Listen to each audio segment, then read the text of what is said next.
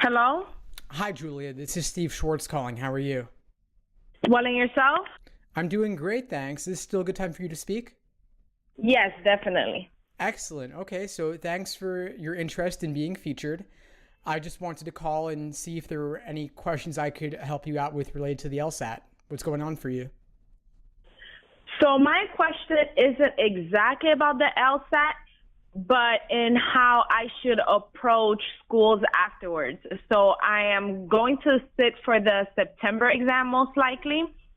And I've been working in government for a while now, so I qualify to have my employer basically help me with law school if I stay in state.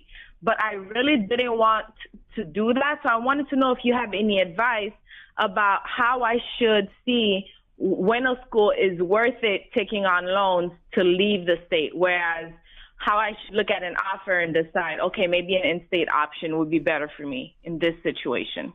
That's a great question, Julia. So taking on debt for law school is obviously a big thing. It's a big investment. You want to make sure it's worth it. It's kind of a funny thing, but a lower ranked law school charges just as much as a top 14 law school. But the value that you're getting is not the same because not all degrees are created equal. Some are worth more than others.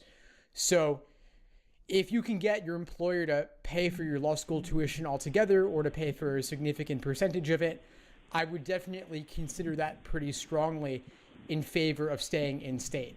Now, if you do want to go out of state, I would make sure either that you're going to a top 14 law school or at least a tier 1 law school, maybe one in the top 20 or 30 or 50. And Got maybe it. they'll give you significant scholarship money. Oh, okay, got it. Yeah, because I was struggling with it because especially in Florida, our local school, it's still fairly new. It's only been around 8 years.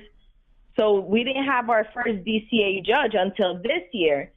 So I still felt kind of limited if I stayed in state. But I mean, that's such a good offer that I'm having definitely a hard time saying no to that. Yeah, sure. So if you are going to go out of state, then make sure it's a top ranked school or make sure they're giving you, again, significant scholarship money comparable to what you might get from your employer. And of course, the way to get that scholarship money is to have an LSAT score and a GPA that's significantly above the median of that school, because then admitting you will help them raise their rankings, which is what they care quite a bit about. Got it. And would you say is 5 points a bit higher, or is like 1 or 2 points a good negotiation tactic? It's really honestly all a matter of degree. 5 points will have a much more significant impact than just 1 or 2 points will, but even being above the median at all can make a big difference. But if you can get 5 points above, that's going to translate into thousands of dollars in scholarship money. I'm talking like tens of thousands of dollars. It's crazy that this all comes down to just a few points, which of course there's an element of randomness involved on the LSAT, but it is a very numbers driven process. Right. Oh, wow, I didn't know that. Thank you. Yeah, of course, Julia. And you got time. I mean, between now and September, that's about 5 months.